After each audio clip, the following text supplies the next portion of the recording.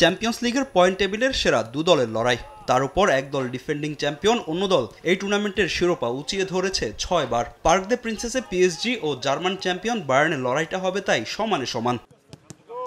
চলতি মৌসুমে অপ্রতিরোধ্য Bayern Munich.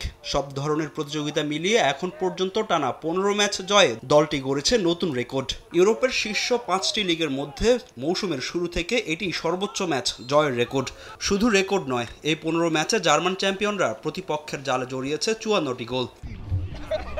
দুর্দান্ত ছন্দে আছে ক্লাবটির হয়ে খেলা ইংল্যান্ডের অধিনায়ক হ্যারি কেইন। চলতি মৌসুমে ২২ গোল করেছেন এই স্ট্রাইকার, যাকে নিয়ে অবশ্যই রক্ষণে বাড়তি পরিকল্পনা সাজাতে হবে পিএসজি কোচ লুই এনরিককে। তবে প্রতিপক্ষ নিয়ে সতর্ক বায়ার্ন কোচ, নিজেদের নিখুঁত খেলাটাই খেলতে চান ভিনসেন্ট কোম্পানি।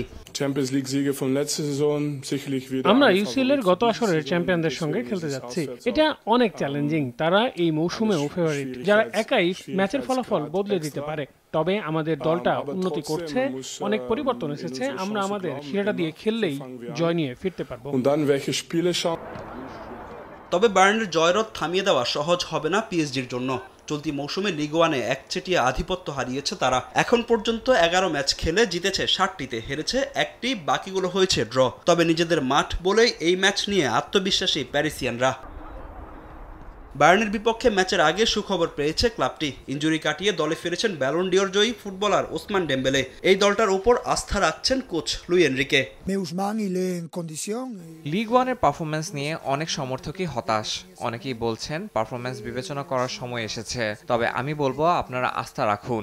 পার্ক দে প্রিন্সেসে সমর্থকদের সামনে আমরা আত্মবিশ্বাস নিয়ে মাঠে নামবো। তাদের প্রেসিং ফুটবল সামলানোর সক্ষমতাও আমাদের রয়েছে। ছেলেরা ভালো করলে অবশ্যই ফলাফল আমাদের পক্ষে আসবে। অবশ্য পরিসংখ্যান কথা বলছে বায়ার্নের পক্ষে। চ্যাম্পিয়ন্স লিগের শেষ ৪ দেখায় জার্মান চ্যাম্পিয়নদের কাছে হারতে হয়েছে পিএসজিকে। যদিও ক্লাব বিশ্বকাপে সব শেষ দেখায় ২-০ গোলের জয় পেয়েছে প্যারিসিয়ানরা। ফাহিম ইসলাম, সময় সংবাদ।